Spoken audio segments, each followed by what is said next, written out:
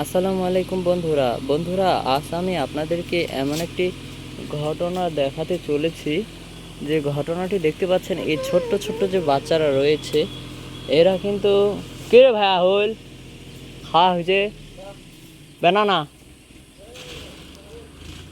ওই যে ছোট্ট বাচ্চাগুলো কিন্তু ওই গাড়ির সামনে চলে গেছে। এটা কিন্তু একটা হার্মফুল বিষয়, যেখানে ছোট্ট বাচ্চাগুলো ওখানে কেন যাবে বলা তো যায় না।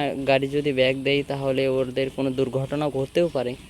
তাই অবশ্যই ছোট বাচ্চাদেরকে সাবধানে রাখবেন, রাস্তাঘাটে চলাফেরা করাবেন না, না হলে সমস্যা হওয়ার চান্স থাকে।